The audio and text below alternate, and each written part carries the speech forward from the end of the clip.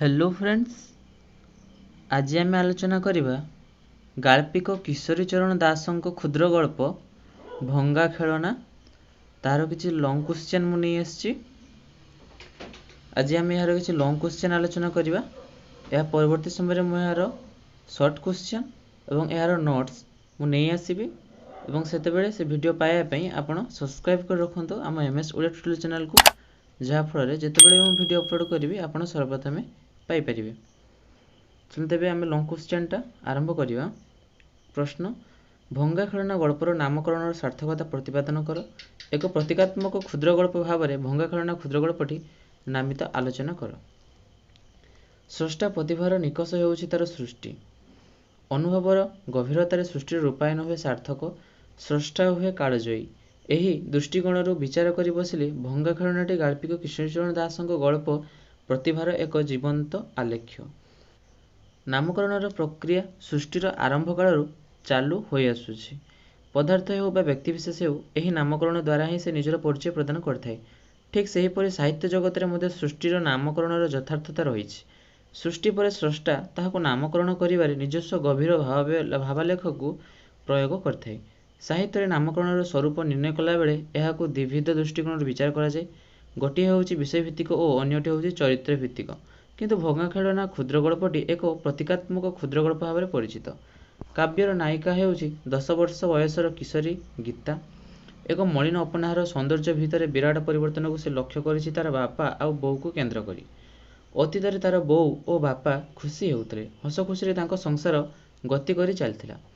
खुशी हेबार समस्त उपादान तार जीवन खेलनाटी को आनंदमय करथिला। अति आजि तार सेही मनर खेलनाटी भांगी जाइछि। बोऊ सर्वदा रागुछंती, बापा सबबेले चुपचाप बसुछंती। मिछुटारे बोऊ रागुछि गीता उपरे। तांको चरित्र एक अस्वाभाविक परिवर्तन घटिछि। गीता अतीत को रोमंथन करी बापा चरित्र देखा देता परिवर्तन को बखाणी बसिछि। बापा आजिकाली कहारी को गेला करुनाहांती। से आजिकाली विलंबर ऑफिस फेरुचंती। तांको किछि टिकिए हसिला बेलको से विरक्ति भाव प्रकाश करुछंती। बोऊ जदि पचारिबे खाइबा को आणुछि बा खाइबा को आनिबी, से कहती किसी दरकार नहीं। गीता मनरे विराट दुख। बापा केते गीत शिखाउतले और चेष्टा करतले, हेले आज वास्तव में निष्ठुर आघात ता मनरे भांगी जाइथिबा खंडर दुष्ट नायक होई पड़िछि। बासंती कहूतला ता बापा जाउणु आसुणु गेला करंती, किंतु ता बापा चपल गीता मनरे केते जे आघात लागिछि से कथा से ही केवल जाने। बोऊ मनर दुख अफसोस दूर कराई ताकू खुशी कराइबा निमंते गीता बोऊर जन्मदिन रे बहुत दिन साहित्य रखिथिबा टंकाटीए दे गोटे प्रोजेक्ट किणिछि। बोऊ ता जन्मदिन रे उपहार देबो। से ता उपरे खुशी हेबो और ताकू गेला करिवो। बदल रे से मध्य मते पुरस्कार देबो, रिबन केक न हेले गोटे पेंसिल। ता मनरे केते धारणा जे मोठारू केही भलो प्रोजेक्ट आनी नथिबे। से विचार करिछि निश्चय बापा आनीथिबे। पुणी भाबिछि बनु दादा आनीथिबे, बोऊ खुशी हेबो। स्कूल फेरिया बाटर एपरी भावना नहीं गीता घरे पहुंचला। घरे आलुओ जलुछि। घरे केही नाहांती, किंतु बाहर अंधार। पूजारी कबाट खोलिला। माँ मिश्र बाबूंको घर को जाइछंती बोली कहिला। पिला माने खेलिबा को जाइछंती, बापा घरे नाहांती। पूजारी गीता को सब जणाई देला। गीता विचार करिछि बोऊ नाही, केही नाहांती। बोऊर कोन आज मने नाही तार जन्मदिन बोली। से बोऊ को जणाई देबो आनिथिबा प्रोजेक्ट को मझी घरे आलुओ तळे रखिबो। बोऊ खुशी हेबो। से पुणी स्थिर करिछि दांड घर को नहीं ताकू खोला खोली करी सेठरे सजाड़ी ठीक ठाक करी मझी घर को आनिबो। दांड घर को गला। से तार आलिमालिया खेलना गुड़िक सजाड़िबारे लागिला। बर कन्या मझिरे दी पाखरे बाजावाला, कन्या सांगरे खट आलमारी सोफा सेट, किंतु दुईटा जिनिसर अभाव देखिछि, सिलाई मेसिन और रेडियो। एथरक बजार को गले बोऊ को कही से दुईटा जिनिस किणी आनिबो। कागजरे बंधा होइता प्रोजेक्ट को खोलिला। सेठी होछि पद्म फूल। बेसी टंका होइथिले सुंदर फूलटीए मिलिथांता। बोऊ देखिले निश्चय खुशी हेबो। निज प्रोजेक्ट को नहीं मझी घरे रखिबार निष्पत्ति नेला। मझी घर को प्रवेश करिबारे काठपटा उपरे थुआ होइतबा सुंदर प्रोजेक्टटीए देखिला। ता हेउछि गोटे ताजमहल, बड़ सुंदर देखाउछि। ता तळे थिबा कागजटी को पढ़ी जानिला ता बोऊर जन्मदिन पई बनु दादा दैछंती। दामिकिया हेले मध्ये ताठार आनिता प्रोजेक्टटी भलो होइछि बोली से अनुभव कला। से जिनसटा को दांड घर को नहीं जिबा और तार प्रोजेक्ट को मझी घरे रखिया पई स्थिर कला। कारण बोऊर आखि आग ता प्रोजेक्ट पर पड़िबो। खट बाटरू ओह्लाउ थिबा बेले ताजमहलटी तळे पड़ी भांगीगला। ଗୀତାର ମନ ଖେଳନାଟି ଭାଙ୍ଗିଗଲା। ଯେଉଁ ଖେଳନାଟିକୁ ବୋଉ ପାଇଥିଲେ ଖୁସି ହୋଇଥାନ୍ତା ସେଇଟି ଭାଙ୍ଗିଗଲା। ତାର ଛାତିରେ ଚମକ ଲାଗିଲା। ସେ ଭାବିଲା ବୋଉ ନିଶ୍ଚୟ ରାଗିବ। ବୋଉ ତ ସବୁଦିନେ ରାଗେ, କିନ୍ତୁ ଆଜି ଆହୁରି ରାଗିବ, କାରଣ ବନୁ ଦାଦାଙ୍କ ଜିନିଷ ଭାଙ୍ଗି ଯାଇଛି। ସବୁ ଜନ୍ମଦିନର ସଉକ ଚାଲିଯିବ, କିନ୍ତୁ ପର ମୁହୂର୍ତ୍ତରେ ବିଚାର କରିଛି ନିଜେ ଆଣିଥିବା ପ୍ରୋଜେକ୍ଟଟିକୁ ଭାଙ୍ଗି ଦେବାକୁ। ମାତ୍ର ସେ ଇଚ୍ଛା କରିନାହିଁ, ଭାଙ୍ଗି ନାହିଁ। ସେ ତାକୁ ଦାଣ୍ଡ ଘରେ ରଖିବାକୁ ଯାଇଥିଲା। ତା ଆପେ ଆପେ ଭାଙ୍ଗି ଯାଇଛି। ଏଣୁ ତାର ବା ଦୋଷ କ'ଣ? ନାଇଁ, ମୁଁ ଜାଣିଶୁଣି କିଛି କରିନାହିଁ ବୋଲି ସେ ଚିନ୍ତା କରିଛି। ପୁଣି ଭାବୁଛି ମୁଁ ତ ବନୁ ଦାଦାଙ୍କ ଜିନିଷ ଭାଙ୍ଗି ନାହିଁ। ବୋଉ ମୋତେ ଭଲ ପାଏ, ବର ନିଶ୍ଚୟ ଏକଥା ବୁଝିବ। ତାଜମହଲଟି ଭାଙ୍ଗି ଯାଇଛି ଏବଂ ଗୀତାର ମନ ମଧ୍ୟରେ ଭାଙ୍ଗି ଯାଇଛି ତାର ସୁଖ ଓ ବୋଉର ଜନ୍ମଦିନର ସଉକ। ଖେଳନାଟି ଭାଙ୍ଗି ଯାଇଛି, ସମୃଦ୍ଧି ଭାଙ୍ଗି ଯାଇଛି ଓ ଗୀତା ମନରେ ଝଲକ ଭାଙ୍ଗି ଯାଇଛି। କ୍ଲାସରେ ଫାଷ୍ଟ ହୋଇ ସେ ଯେଉଁ ଆନନ୍ଦ ପାଇଥିଲା, ବୋଉକୁ ସେ କଥା କହିଥାନ୍ତା ଓ ନିଜ ପ୍ରୋଜେକ୍ଟଟିକୁ ଦେଇଥାନ୍ତା, କିନ୍ତୁ ସେ ସବୁ ଭଙ୍ଗା ତାଜମହଲ ଭିତରେ ଖଣ୍ଡ ଖଣ୍ଡ ହୋଇ ଭାଙ୍ଗି ଯାଇଛି। ବାସ୍ତବରେ ଗାଳ୍ପିକ ଭାଙ୍ଗି ଯାଇଥିବା ତାଜମହଲଟିକୁ ବିଷୟବସ୍ତୁର ମୁଖ୍ୟ ବିଭାଗ ରୂପେ ଗ୍ରହଣ କରି କ୍ଷୁଦ୍ରଗଳ୍ପଟିକୁ ଭଙ୍ଗା ଖେଳନା ନାମରେ ଏକ ପ୍ରତୀକାତ୍ମକ ନାମକରଣ କରିଛନ୍ତି। ଏଣୁ ଆଲୋଚ୍ୟ କ୍ଷୁଦ୍ରଗଳ୍ପଟିର ନାମକରଣ ଏକ ସାର୍ଥକ ରୂପ ଦେଇପାରିଛି। ଏହା ଅତ୍ୟନ୍ତ ମର୍ମସ୍ପର୍ଶୀ ଓ ହୃଦୟସ୍ପର୍ଶୀ ହୋଇଛି। ନେକ୍ସଟ କ୍ୱେଶ୍ଚନ, ଭଙ୍ଗା ଖେଳନା ଗଳ୍ପ ଶିଶୁ ମନର ଏକ ମାର୍ମିକ ଅଭିବ୍ୟକ୍ତି ଆଲୋଚନା କର। କିଶୋରୀ ମନସ୍ତତ୍ତ୍ୱ ପର୍ଯ୍ୟବେକ୍ଷଣରେ ଗାଳ୍ପିକଙ୍କର ସଫଳତା ଆଲୋଚ୍ୟ ଭଙ୍ଗା ଖେଳନା ଗଳ୍ପ ମାଧ୍ୟମରେ ପ୍ରଦୃଷ୍ଟ ହୋଇଛି, ଆଲୋଚନା କର। ଗାଳ୍ପିକ କିଶୋରୀଚରଣ ଦାସ ଓଡ଼ିଆ କ୍ଷୁଦ୍ରଗଳ୍ପ ସାହିତ୍ୟ ସାଧନାର ଏକ ମୂର୍ତ୍ତିମନ୍ତ ପ୍ରତୀକ। ଶେଷହୀନ ମଣିଷ ଜୀବନର ରହସ୍ୟମୟର ଗ୍ରନ୍ଥକୁ ଅନୁଶୀଳନ କରି ବହୁରଙ୍ଗୀ ମଣିଷର ରୂପକୁ ସେ ଉଦ୍ଘାଟନ କରିଛନ୍ତି। ଭଙ୍ଗା ଖେଳନା ଗଳ୍ପ ସଂକଳନରେ ସେ ନିତ୍ୟ ଆତ୍ମହତ୍ୟା କରି କହିଛନ୍ତି ଯେ, ମୁଁ ଖାଲି ଏତିକି କହିବି ଯେ ଏଥିରେ କୌଣସି ନିର୍ଦ୍ଦିଷ୍ଟ ମତବାଦ ନାହିଁ। ନୂଆ ତଥ୍ୟ ବାଢ଼ିବାର ପ୍ରଗଳତା ଦୂରର କଥା, ଅଧେ ଅନୁଭୂତି ଅଧେ କଳ୍ପନା ନେଇ ଛବି ଆଙ୍କିଛନ୍ତି। ଛବିର ମୂଳ କଥା ହେଲା ମଣିଷ ମନର ବୈଚିତ୍ର୍ୟ, ଭଲ ଖରାପ, ନୀତି ଅନୀତିର ମାପକାଠି। ମୋ ପାଖରେ ଯେତେ ମାପକାଠି ଅଛି ସବୁ ମୋତେ ଲାଗିଛି ବଙ୍କା, ଅନୁମାନ, ଅସୁନ୍ଦର। ଆଧୁନିକ ମଣିଷର ମନଗହନର ସଂଗୁପ୍ତ କାମନାକୁ ଭଙ୍ଗା ଖେଳନା ଚକ୍ଷୁରେ ସେ ମର୍ମରିତ କରିଛନ୍ତି। ଚରିତ୍ରର ଅନ୍ତର୍ନିହିତ ଦ୍ୱନ୍ଦ୍ୱକୁ ସେ ଜୀବନ ଭାବନାରେ ବର୍ଣ୍ଣନା କରିଛନ୍ତି। ଗୀତା ଭଳି 10 ବର୍ଷର ଝିଅଟି ମନସ୍ତତ୍ତ୍ୱକୁ ପର୍ଯ୍ୟବେକ୍ଷଣ କରି ତାର ଏକ ମନ୍ମୟ ଚିତ୍ର ଅଙ୍କନ କରିଛନ୍ତି। ଶିଶୁ ମନର ଏକ ମାର୍ମିକ ଚିତ୍ର ହିଁ ଏହି ଗଳ୍ପର ପ୍ରାଣ ନିର୍ଯ୍ୟାସ ହୋଇ ଉଠିଛି। ଗୀତା ବୟସରେ କ୍ଷୁଦ୍ର ହେଲେ ହେଁ ସେ ଲକ୍ଷ୍ୟ କରିଛି ସମୟର ପରିବର୍ତ୍ତନ ସହିତ ତାର ବାପା ଓ ବୋଉର ପରିବର୍ତ୍ତନ। ସୁନ୍ଦର ଭିତରେ ଅସୁନ୍ଦରତାର ଆତ୍ମପ୍ରକାଶ ତାକୁ ମାନସିକ ଆଘାତ ଦେଇଛି। ସେ ଦେଖିଛି ତା ଶୋଇବା ବୋଉର ମୁହଁରେ ସୁନ୍ଦରର ଝଲକ, କିନ୍ତୁ ସେ ରାଗିଥିବା ବେଳେ ସେହି ମୁହଁଟି ବଡ଼ ଅସୁନ୍ଦର ଦେଖାଯାଏ।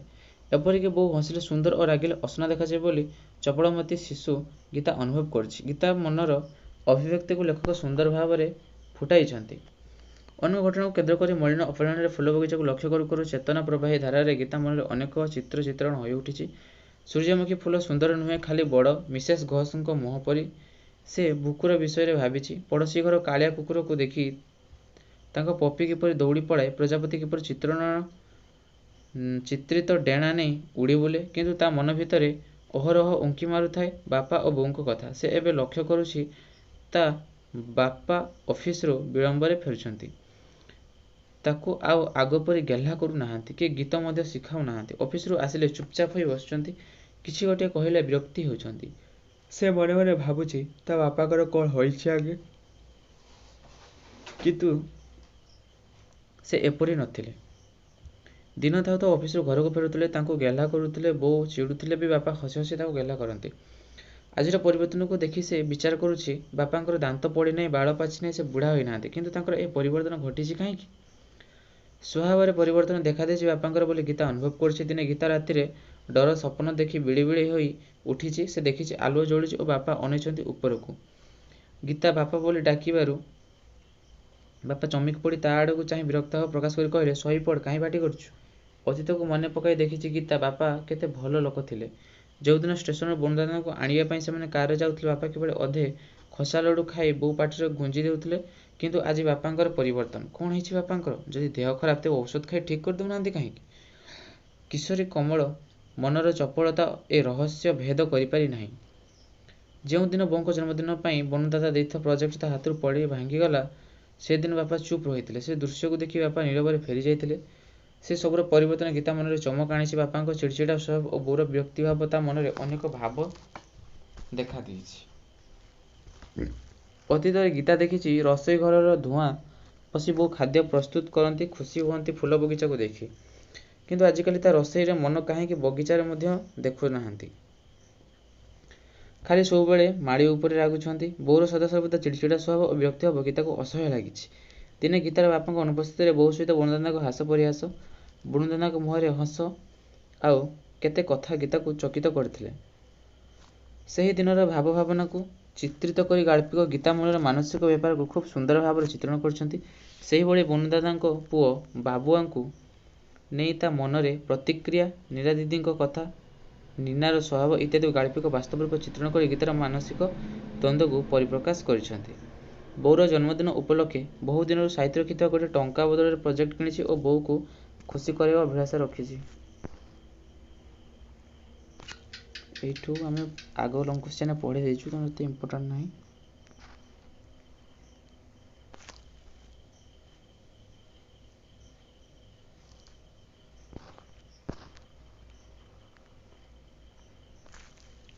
ତିନି ନମ୍ବର ପ୍ରଶ୍ନ, ଖଣ୍ଡିତ ଜୀବନକୁ ଭିତ୍ତି କରି ପୂର୍ଣ୍ଣାଙ୍ଗ ଜୀବନର ପ୍ରତିଛବି ହିଁ କ୍ଷୁଦ୍ର ଗଳ୍ପ। ପଠିତ ଭଙ୍ଗା ଖେଳନା ଗଳ୍ପ ଅବଲମ୍ବନରେ ଉକ୍ତ ଉକ୍ତିର ସାର୍ଥକତା ପ୍ରତିପାଦନ କର, କିମ୍ବା ପଠିତ କ୍ଷୁଦ୍ର ଗଳ୍ପ ଭଙ୍ଗା ଖେଳନାକୁ ଆଧାର କରି ଗାଳ୍ପିକ କିଶୋରୀ ଚରଣ ଦାସଙ୍କ ପ୍ରତିଭା ଶିଳ୍ପୀର ବୈଶିଷ୍ଟ୍ୟ ପ୍ରତିପାଦନ କର।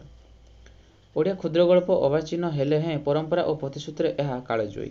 ଜୀବନର ଶାଶ୍ୱତ ମୁହୂର୍ତ୍ତକୁ ଜୀବନ୍ତ ରୂପାୟିତ କରିବାରେ ଏହା ପ୍ରତିଶ୍ରୁତିବଦ୍ଧ। ଚପଳାର କ୍ଷଣିକ ଚମକରେ ଅନ୍ଧକାରାଚ୍ଛନ୍ନ ରଜନୀ ଉଦ୍ଭାସିତ ହେଲାଭଳି ମୁହୂର୍ତ୍ତର କ୍ଷଣିକ ସଂଘର୍ଷରେ ସମଗ୍ର ଜୀବନର ସତ୍ତାକୁ ନେଇ ଏହା ରୁଦ୍ଧିମନ୍ତ। ଜୀବନର ପୂର୍ଣ୍ଣାଙ୍ଗ ପ୍ରଲମ୍ବିତ କାହାଣୀ ଅପେକ୍ଷା ଏହା କ୍ଷିପ୍ର ଅଥଚ ଖଣ୍ଡିତାଂଶର ଭାବାବେଗକୁ ନେଇ ପ୍ରାଣବନ୍ତ। ସମୟର ବିବର୍ତ୍ତନ ଓ ପରିବର୍ତ୍ତନ ଧାରାରେ କ୍ଷୁଦ୍ର ଗଳ୍ପ ଏକ ମାର୍ଜିତ ଓ ଭାବମୂର୍ତ୍ତି ରୂପ ଗ୍ରହଣ କରିଛି। ତା ଫଳରେ ସମୟର ପ୍ରାଣସ୍ପନ୍ଦନକୁ ଏହା ସାର୍ଥକ ଭାବରେ ପରିପ୍ରକାଶ କରିପାରିଛି। ଗାଳ୍ପିକ କିଶୋରୀଚରଣ କ୍ଷୁଦ୍ର ଗଳ୍ପକୁ ଆଧାର କରି ଜୀବନର ଗୋଟିଏ ରସଘନ ମୁହୂର୍ତ୍ତର ଚିତ୍ରଣ କଲାବେଳେ ଘଟଣାର ଏକମୁଖୀନତା ଓ ଲକ୍ଷ୍ୟର ନିର୍ଦ୍ଦିଷ୍ଟ ଭାବଧାରାକୁ ବର୍ଣ୍ଣନା କରିଛନ୍ତି। କ୍ଷୁଦ୍ର ଗଳ୍ପର ପ୍ରଜାପତି ଲଘୁପକ୍ଷ ପ୍ରଜାପତି ଭଳି ହୃଦୟଗ୍ରାହୀ ହୋଇଥାଏ। ଏହାର ତତ୍ତ୍ୱ ଓ ଉପଦେଶ ବର୍ଜିତ ହୋଇ ମୁହୂର୍ତ୍ତ ସର୍ବସ୍ୱ ଜୀବନ ଭାବ ଧାରାରେ ନେଇ ପ୍ରମତ୍ତ ହୁଏ। ତେଣୁ କ୍ଷୁଦ୍ର ଗଳ୍ପ ପାଠକ ଚିନ୍ତା ଚେତନା ଚମକ ଆଣେ। ପରିମିତ ସମୟ ମଧ୍ୟରେ ଜୀବନ ଖଣ୍ଡ ଖଣ୍ଡ ଆବେଗକୁ ନେଇ ଗତି କଲାବେଳେ ପାଠକ ଏହି ମୁହୂର୍ତ୍ତ ସର୍ବସ୍ୱର ଚିତ୍ରଣ ଦେଖି ଆତ୍ମହରା ହୁଏ। କ୍ଷୁଦ୍ର ଗଳ୍ପର ଶବ୍ଦ ସଂଯୋଜନା, ବାକ୍ୟ ଗଠନର ଆଙ୍ଗିକ ଓ ଆତ୍ମିକ ଚିନ୍ତାଧାରାରେ ସମନ୍ୱୟ ଘଟିଥାଏ। କଥାବସ୍ତୁ ବୟାନରେ ଗାଳ୍ପିକଙ୍କର ଯେଉଁ ବିଶ୍ୱସ୍ତ ବାର୍ତ୍ତା ବୋହୂ ହୁଏ, ଚରିତ୍ର ଚିତ୍ରଣକୁ ସତ୍ୟ ଅନୁବର୍ତ୍ତୀ କରି ଦ୍ୱନ୍ଦ୍ୱ, ସଂଘର୍ଷ ଓ ସାମାଜିକ ଅଙ୍ଗୀକାର ଭିତରେ ସାର୍ଥକତା ଆଣିଦିଏ। ଗାଳ୍ପିକ କିଶୋରୀ ଚରଣ ଦାସ ଓଡ଼ିଆ କ୍ଷୁଦ୍ର ଗଳ୍ପ ସାଧନା କ୍ଷେତ୍ରରେ ଜଣେ ଅନନ୍ୟ ସାଧାରଣ ପ୍ରତିଭା। ତାଙ୍କ ସାଧନାର ସ୍ୱାକ୍ଷର ବହୁବିଧ ସୃଷ୍ଟିରେ ଭାସ୍ୱର ଓ ଭାବଗର୍ଭକ। ଏହା ସ୍ରଷ୍ଟା ପ୍ରାଣର ଆବେଦନ, ବୌଦ୍ଧିକ ଆଧୁନିକ ମଣିଷ ନିଃସଙ୍ଗତା, ସ୍ୱାର୍ଥପର ଆଚରଣରେ ହୀନମନ୍ୟତା, ପରିବାର ପରିବେଶ ମଧ୍ୟରେ ମୂଲ୍ୟହୀନତା, ଅବଚେତନ ମନର ସୂକ୍ଷ୍ମ ବିଶ୍ଳେଷଣ ଓ ଅସହାୟତା ଇତ୍ୟାଦିର ବଳିଷ୍ଠ ଭାବାବେଗର ସ୍ୱାକ୍ଷର ବହନ କରିଛି ତାଙ୍କ ରଚିତ ଗଳ୍ପ ଗୁଚ୍ଛରେ। ଅପରପକ୍ଷରେ ଭାଷାଶୈଳୀର ସଂଯମତା, ସଚେତନତା, ସୌକୁମାର୍ଯ୍ୟ ହେଉଛି ତାଙ୍କ ଶୈଳୀର ଏକ ବଳିଷ୍ଠ ଆଲେଖ୍ୟ। ମଣିଷର ସମଷ୍ଟିଭୂତ ଅବଚେତନ ସ୍ତରରେ ଦେଖାଯାଉଥିବା ବହୁରଙ୍ଗୀ ମଣିଷର ସ୍ୱରୂପକୁ ବର୍ଣ୍ଣନା କରି ସେ ଯେଉଁ ନୂତନତାର ସ୍ପର୍ଶରେ ଓଡ଼ିଆ ଗଳ୍ପ ସାହିତ୍ୟକୁ ରୁଦ୍ଧିମନ୍ତ କରୁଛନ୍ତି, ତାହା ଏଠାରେ ଆଲୋଚନାର ସାମଗ୍ରୀ ମାତ୍ର। ତେଣୁ ଗାଳ୍ପିକଙ୍କ ସ୍ୱମତ ଏଠାରେ ଉଦ୍ଧାର କରାଯାଇପାରେ ଯେ, ମୁଁ ଖାଲି ଏତିକି କହିବି ଯେ ଏଥିରେ କୌଣସି ନିର୍ଦ୍ଦିଷ୍ଟ ମତବାଦ ନାହିଁ। ନୂଆ ତଥ୍ୟ ବଢ଼ିବାର ପ୍ରଗଳ୍ଭତା ଦୂରର କଥା, ଅଧେ ଅନୁଭୂତି ଅଧେ କଳ୍ପନା ଦେଇ ଛବି ଆଙ୍କୁଛି। ଛବିର ମନ କଥା ହେଲା ମନୁଷ୍ୟ ମନର ବୈଚିତ୍ର୍ୟ। ଭଲ ଖରାପ, ନୀତି ଅନୀତିର ମାପକାଠି ନାହିଁ ମୋ ପାଖରେ। ଯେଉଁ ମାପକାଠି ଦେଖୁଛି ସବୁ ମୋତେ ଲାଗିଛି ଟଙ୍କା ଅସମାନ ଅସୁନ୍ଦର। ଆଧୁନିକ ମନୁଷ୍ୟର ମନଗହନର ସଂଗୁପ୍ତ କାମନାକୁ ମର୍ମରିତ କରି ଚରିତ୍ରଗୁଡ଼ିକର ଜ୍ୱଳାୟିତ ରୂପ ପ୍ରକାଶ କରିଛନ୍ତି। ସାମ୍ପ୍ରତିକ ମଣିଷର ଅସହାୟତା, ଦୁର୍ବଳତା ଚିତ୍ରଣ କରିବା ସହିତ ଚରିତ୍ରମାନଙ୍କର ଗତିଶୀଳତା ସହିତ ନିଜକୁ ସାମିଲ କରିଛନ୍ତି। ଏହି ବ୍ୟକ୍ତି ସ୍ୱାତନ୍ତ୍ର୍ୟଧର୍ମୀ ସ୍ରଷ୍ଟା ଭାବରେ ମଣିଷର ମନକୁ ଅଧ୍ୟୟନ କରି ତାର ସାର୍ଥକ ରୂପକୁ ରୂପାୟିତ କରିଛନ୍ତି।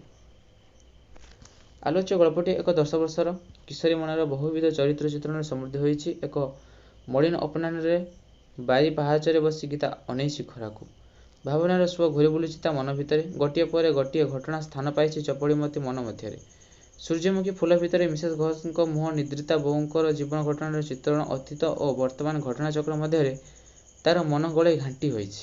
ବୋଉଙ୍କ ସୁନ୍ଦର ମୁହଁରେ ଦେଖାଦେଇଛି କ୍ରୋଧ, ରାଗ ପ୍ରଜ୍ୱଳିତ ମଳିନ ରୂପ। ପିଲାମାନଙ୍କୁ ଗାଳି ଦେବା ଭିତରେ ଜୀବନର ଅଜସ୍ର ଦୁଃଖ ଯନ୍ତ୍ରଣା ମଧ୍ୟରେ ମୁଖରେ ହସର ଅଭାବବୋଧ ପରିଲକ୍ଷିତ ହୋଇଛି। ବାପାଙ୍କ ଉଦାସୀନ ମନୋବୃତ୍ତି, ଅସ୍ୱାଭାବିକ କ୍ରୋଧ, ମନର ଯନ୍ତ୍ରଣାକୁ ହିଁ ଉପଲବ୍ଧି କରିପାରିଛି ଗୀତା। ଏହି ଅଭାବବୋଧ ଭିତରେ ଗୀତା ଜୀବନରେ ଦେଖାଦେଇଥିବା ବାପାଙ୍କ ସ୍ନେହ ଓ ବୋଉଙ୍କ ଆଦର ବଞ୍ଚିତ ଦୁଃଖକୁ ଗାଳ୍ପିକ ସୁନ୍ଦର ଭାବରେ ପ୍ରକାଶ କରିଛନ୍ତି। ଗୀତା ବୟସରେ କ୍ଷୁଦ୍ରତା ହେତୁ ସେ ଜାଣିପାରି ନାହିଁ ଏସବୁ ରହସ୍ୟର ମୂଳ ଭିତ୍ତି। ସେ ପୁନଶ୍ଚ ଭାବିଛି, ବାପା କ'ଣ ବୁଢ଼ା ହୋଇଯାଇଛନ୍ତି? ତାଙ୍କ ଦେହ କ'ଣ ଅସୁସ୍ଥ ଅଛି? ତେବେ ସେ ଔଷଧ ଖାଇ ଦେହକୁ ଠିକ୍ କରିଦେଉନାହାନ୍ତି କାହିଁକି? ଚପଳମତି କିଶୋରୀ ଗୀତା ମନରେ ଏପରି ଶତ ଶତ ପ୍ରଶ୍ନବାଚୀ। ସେହିପରି ବାସନ୍ତୀର ଫୁଲେଇ ଗୁଣ, ବନୁଦାଦାଙ୍କ ହସ ହସ ମୁହଁ, ବାବୁଆର ମୋଟା ଚେହେରା ଓ ମାଇଚିଆ ସ୍ୱଭାବ, ନୀରା ଦିଦିର ପ୍ରଶଂସା, ନୀନାର ହିଂସୁକୀ ମନୋବୃତ୍ତି ସବୁକିଛି ଗାଳ୍ପିକ ଗୀତା ଚରିତ୍ରକୁ କେନ୍ଦ୍ର କରି ଯଥାର୍ଥ ଚିତ୍ରଣ କରିପାରିଛନ୍ତି। ଗୀତାର ପ୍ରୋଜେକ୍ଟ କିଣିବା ଓ ତଜ୍ଜନିତ ବହୁବିଧ ଚିନ୍ତାଧାରା, ବୋଉକୁ ଖୁସି କରାଇବାର ମାନସିକ ପ୍ରବଣତା ଏବଂ ବନୁଦାଦାଙ୍କ ପ୍ରଦତ୍ତ ତାଜମହଲକୁ ନିଜର ପ୍ରୋଜେକ୍ଟ ସହିତ ତୁଳନା କରିବା ଓ ଭଙ୍ଗା ତାଜମହଲକୁ ନେଇ ମାନସିକ କ୍ଷୋଭ, ବାସ୍ତବରେ ଜୀବନର ଖଣ୍ଡିତ ମୂଲ୍ୟକୁ ନେଇ ଏକ ପୂର୍ଣ୍ଣାଙ୍ଗ ଚାରୁଚିତ୍ରରେ ସମର୍ଥ୍ୟବାଦୀ ହୋଇପାରିଛି। ଗାଳ୍ପିକ କିଶୋରୀ ପ୍ରତିଭାର ମୂଲ୍ୟାୟନ କରିବାକୁ ବସିଲେ ଭଙ୍ଗାଖେଳଣ୍ଡି ଗଳ୍ପଟି କଳା ଦୃଷ୍ଟିରୁ ଯେତିକି ସମୃଦ୍ଧ, ଶିଳ୍ପ ବୈଶିଷ୍ଟ୍ୟ ମଧ୍ୟ ସେତିକି ପ୍ରାଣସ୍ପର୍ଶ ହୋଇପାରିଛି। ଚତୁର୍ଥ ପ୍ରଶ୍ନ, ଭଙ୍ଗାଖେଳନା ଗଳ୍ପରେ ପ୍ରତିଫଳିତ ମନସ୍ତତ୍ତ୍ୱର ପରିଚୟ ପ୍ରଦାନ କର, ଅଥବା ଭଙ୍ଗାଖେଳନା ଗଳ୍ପ ଏକ ସାର୍ଥକ ମନସ୍ତାତ୍ତ୍ୱିକ କ୍ଷୁଦ୍ର ଗଳ୍ପ। ଏ ଉକ୍ତିର ଯଥାଯଥ ପ୍ରତିପାଦନ କରି ଗଳ୍ପର ମୂଲ୍ୟାଙ୍କନ କର। ଆଧୁନିକ ଓଡ଼ିଆ ଗଳ୍ପ ସାହିତ୍ୟରେ ଗାଳ୍ପିକ କିଶୋରୀ ଚରଣ ଦାସ ଜଣେ ସ୍ୱନାମଧନ୍ୟ କ୍ରାନ୍ତିକାରୀ ସ୍ରଷ୍ଟା। ପରୀକ୍ଷା ନିରୀକ୍ଷା ଧର୍ମୀ ସ୍ୱତନ୍ତ୍ର ଗଳ୍ପ ସୃଷ୍ଟିରେ ସେ ଏକ ପ୍ରତିଭାବାନ ସମ୍ଭ୍ରାନ୍ତ ସ୍ରଷ୍ଟା ପୁରୁଷ। ତାଙ୍କ ଗଳ୍ପରେ ମଣିଷର ଅବଚେତନ ମନର ସୂକ୍ଷ୍ମାତିସୂକ୍ଷ୍ମ ବିଶ୍ଳେଷଣ ଓ ମନସ୍ତାତ୍ତ୍ୱିକ ଚିତ୍ରଣ ଦେଖିବାକୁ ମିଳେ। ଭାବରେ ଗାମ୍ଭୀର୍ଯ୍ୟ ଓ ଶୈଳୀରେ ଚମତ୍କାରିତା ତାଙ୍କ ଗଳ୍ପ ସାହିତ୍ୟର ନୂତନ ମୂଲ୍ୟବୋଧ। ସାମାଜିକ ଓ ପାରିବାରିକ ଜୀବନର ନାନା ଚିତ୍ର ଅନୁଭୂତି ତାଙ୍କ ଗଳ୍ପ ଚେତନାର ମୂଳ ଭିତ୍ତି। ଆଧୁନିକ ମନୁଷ୍ୟର ଅସହାୟତା, ଦୁର୍ବଳତା, ନିଃସଙ୍ଗତାବୋଧ ଆଦି ବହୁବିଧ ଭାବରୂପ ତାଙ୍କର ଗଳ୍ପଗୁଡ଼ିକରେ ମୋହନୀୟ ଭାବେ ପ୍ରକାଶିତ ହୋଇଛି। ଭଙ୍ଗାଖେଳନା, ଘରବାହୁଡ଼ା, ଲକ୍ଷବିହଙ୍ଗ, ଠାକୁର ଘର, ମଣିହାରା ପ୍ରଭୃତି ଗଳ୍ପ ସଂକଳନଗୁଡ଼ିକରୁ କିଶୋରୀଚରଣଙ୍କ ଗଳ୍ପ ପ୍ରତିଭାର ଯଥେଷ୍ଟ ପରିଚୟ ମିଳିଥାଏ। ମନୁଷ୍ୟର ଜଟିଳ ଜୀବନ ପ୍ରବାହ, ଯନ୍ତ୍ରଣା, ଦ୍ୱନ୍ଦ୍ୱ, ସଂଘର୍ଷ ତାଙ୍କ ଗଳ୍ପଗୁଡ଼ିକୁ ଅଧିକ ବାସ୍ତବଧର୍ମୀ କରିପାରିଛି। ମନୁଷ୍ୟର ମନସ୍ତାତ୍ତ୍ୱିକ ବିଶ୍ଳେଷଣ ତାଙ୍କ ଗଳ୍ପର ଛତ୍ରେ ଛତ୍ରେ ପରିଦୃଷ୍ଟ ହୋଇଥାଏ।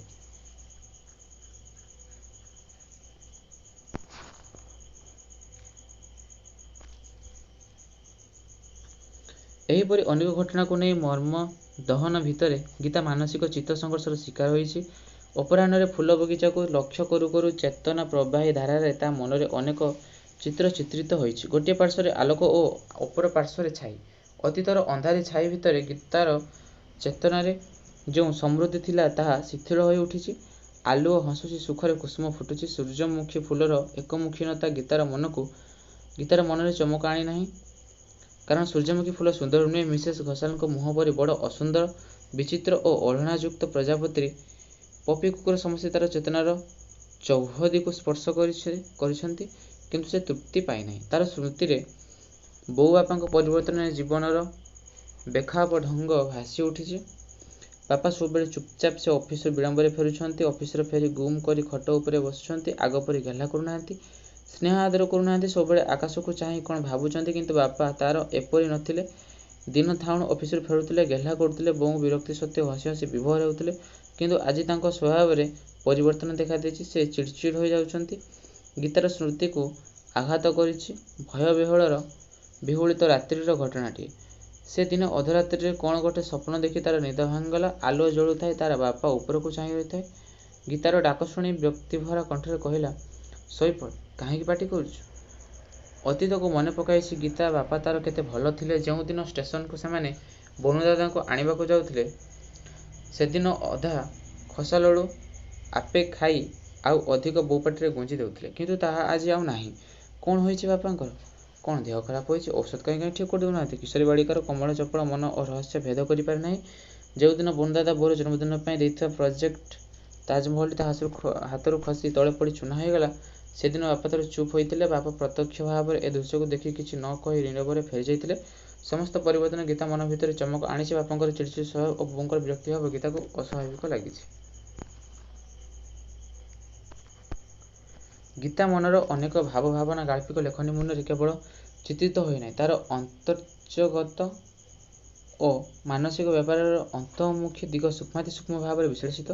ବାପାଙ୍କ ଅନୁପସ୍ଥିତିରେ ବୋଉଙ୍କ ସହିତ ବନଦାଦାଙ୍କ ହାସ ପରିହାସ ଓ ବୋଉ ମୁହଁରେ ହସ ହେଉଛି ଗୀତା ମାନସିକ ବ୍ୟାପାରରେ ଅନ୍ତରୀଣ ପ୍ରବାହ। ସେହିପରି ବନଦାଦା ପୁଅକୁ ନେଇ ତା ମନରେ ପ୍ରତିକ୍ରିୟା, ନୀରା ଦିଦିର କଥା, ନୀନାର ସ୍ୱଭାବ, ଚପଳମତି ଗୀତାର ବୋଉକୁ ପ୍ରୋଜେକ୍ଟ ଦେଇ ଖୁସି କରାଇବାର ଅଭିପ୍ସା, ବାସ୍ତବିକ ବ୍ୟଞ୍ଜନଧର୍ମୀ କଲାବେଳେ ପାଠକ ଏହି ମୁହୂର୍ତ୍ତ ସର୍ବସ୍ୱ ଚିତ୍ରଣ ଦେଖି ଆତ୍ମବିଭୋର ହୁଏ। ନାମକରଣ ଦୃଷ୍ଟିରୁ ତର୍ଜମା କରି ବସିଲେ ଏକ ପ୍ରତୀକାତ୍ମକ ନାମକରଣ ଶୈଳୀରେ ଭାଙ୍ଗି ଯାଇଥିବା ମନକୁ ଗାଳ୍ପିକ ଭଙ୍ଗା ତାଜମହଲ ରୂପରେ ରୂପାୟିତ କରିଛନ୍ତି। ଉକ୍ତ କ୍ଷୁଦ୍ର ଗଳ୍ପରେ ଶବ୍ଦ ସଂଯୋଜନା, ବାକ୍ୟ ଗଠନର ଆଙ୍ଗିକ ଓ ଆତ୍ମିକ ଚିନ୍ତନର ସମନ୍ୱୟ ଘଟିଛି। କଥାବସ୍ତୁ ବୟାନରେ ଗାଳ୍ପିକ ଯେଉଁ ବିଶ୍ୱସ୍ତ ବାର୍ତ୍ତା ବହନ କରି ଚରିତ୍ର ଚିତ୍ରଣ ଗୁଡ଼ିକରେ ସତ୍ୟାନୁବର୍ତ୍ତୀ ଚିନ୍ତନ, ଦ୍ୱନ୍ଦ୍ୱ, ସଂଘର୍ଷ ଓ ସାମାଜିକ ଅଙ୍ଗୀକାରର ଲିପିବଦ୍ଧ କରିପାରିଛନ୍ତି, ତାହା ଉକ୍ତ ଗଳ୍ପରେ ସାର୍ଥକତା ଆଣିପାରିଛି। 10 ବର୍ଷର ଝିଅ ଗୀତା ଛନ୍ଦଚପଳ ନିର୍ଝରିଣୀଟିଏ। ଫୁଲର ନରମ କପୋଳ ପାଖୁଡ଼ା ପରି ତାର ମନ। ଗାଳ୍ପିକ ଚିତ୍ରଣ ପରିବେଶରେ ଅଧେ ଛାଇ ଅଧେ ଆଲୁଅରେ ଚେତନା ଭିତରେ ହଜି ଯାଇଛନ୍ତି। ଠିକ୍ ସେହିପରି ଅଧେ ଛାଇ ଅଧେ ଖରାର ସ୍ପର୍ଶରେ ରହିଯାଇଥିବା ବଗିଚାର ଫୁଲଗୁଡ଼ିକ ଗୀତା ମନରେ ସୁଖର ସୋହାଗ ଛାଇ ଭିତରେ ଲୁଚି ଯାଇଛି। ଖରା ଆଲୁଅର ଚେଷ୍ଟା କଲେ ବି ସେ ନିଜର କରିପାରେ ନାହିଁ। ବର୍ତ୍ତମାନର ବାସ୍ତବ ଜୀବନ ଠିଆ ହୋଇଥିବାର ରୁକ୍ଷ କଠୋର ଡେଙ୍ଗା ତାଳଗଛ ଭଳି ହାଡ଼ୁଆ ହୋଇଯାଇଛି। ମୁଣ୍ଡରେ ମେଞ୍ଚାଏ ଠିଆ ଠିଆ ବାଳଗୁଡ଼ିକ ଭବିଷ୍ୟତର ଅନାଗତ ପରିଣତିର ସୂଚନା ଦେଇଛି। ଖରା ପଡ଼ି ଚିକ୍ ଚିକ୍ ହୋଇଥିବା ସିନ୍ଦୂର ଦାଗ ଭିତରେ ପ୍ରକାଶିତ ଦୀପ୍ତ ଆଭା ଗୀତା ମନରେ ନୂତନ ଭାବନା ଜାଗ୍ରତ କରିଛି। କିନ୍ତୁ କଠୋର ବାସ୍ତବତାର ଆଘାତରେ ତାର ଭାଙ୍ଗି ଯାଇଥିବା ମନ ଭଙ୍ଗା ତାଜମହଲ ଭିତରେ ନିମଜ୍ଜିତ ହୋଇଯାଇଛି। ମଣିଷ ମନର ସଂଗୁପ୍ତ କାମନାକୁ ପ୍ରକାଶ କରି ଗାଳ୍ପିକ ଗଳ୍ପଟି ନାମକରଣ ଭଙ୍ଗାଖେଳନା ବୋଲି ନିର୍ବାଚିତ କରିଛନ୍ତି। ଏପରିକି ବାସନ୍ତୀର ଫୁଲେଇପଣ, ବନଦାଦାଙ୍କ ହସ ହସ ମୁହଁ, ବାବୁଆର ମୋଟା ଚେହେରା, ମାଇଚିଆ ସ୍ୱଭାବ, ନୀରା ଦିଦିଙ୍କ ପ୍ରଶଂସା, ନୀନାର ହିଂସୁକୀ ମନୋବୃତ୍ତି ଗୀତା ମନରେ ଗଭୀର ରେଖାପାତ କରିଛି। ଗାଳ୍ପିକ କିଶୋରୀଚରଣ ସେଗୁଡ଼ିକ ମୂଲ୍ୟାୟନ କରି ଗଳ୍ପକଳାର ଶାଶ୍ୱତ ସ୍ପର୍ଶରେ ଗଳ୍ପ ରଚନା ପ୍ରମତ୍ତ ହୋଇଛନ୍ତି।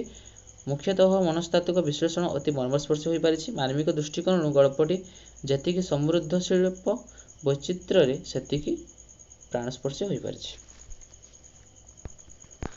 ତ ଏଇଠାରେ ଆମର ସମାପ୍ତ ହୋଇଛି ଗାଳ୍ପିକ କିଶୋରୀଚରଣ ଦାସଙ୍କ ଦ୍ୱାରା ରଚିତ କ୍ଷୁଦ୍ର ଗଳ୍ପ ଭଙ୍ଗା ଖେଳନାର କିଛି ଲଙ୍ଗ କ୍ୱେଶ୍ଚନ୍। ଯଦି ଭିଡ଼ିଓଟି ହେଲ୍ପଫୁଲ୍ ଲାଗିଥାଏ ଏବଂ ଆଉ ଯଦି ଆପଣ ଆମ ଚ୍ୟାନେଲକୁ ନୂଆ କରି ଭିଜିଟ୍ କରିଥାନ୍ତି ତାହେଲେ ଆପଣ ସବସ୍କ୍ରାଇବ୍ କରିଦିଅନ୍ତୁ ଆମ MS ଭିଡ଼ିଓ ଟ୍ୟୁଟୋରିଆଲ ଚ୍ୟାନେଲକୁ ଏବଂ ଅଲ୍ ନୋଟିଫିକେସନ୍ ବେଲ୍କୁ ପ୍ରେସ୍ କରିଦିଅନ୍ତୁ, ଯାହାଫଳରେ ଯେତେବେଳେ ମୁଁ ଭିଡ଼ିଓ ଅପଲୋଡ଼ କରିବି ଆପଣ ସର୍ବପ୍ରଥମେ ପାଇପାରିବେ। ଏବଂ ଏହାପରେ ମୁଁ ଏହାର ନୋଟ୍ସ ଏବଂ ସର୍ଟ କ୍ୱେଶ୍ଚନ୍ ନେଇ ଆସିବି ଆଗାମୀ ଭିଡ଼ିଓରେ। ଆଜି ପାଇଁ ଏତିକି, ଧନ୍ୟବାଦ।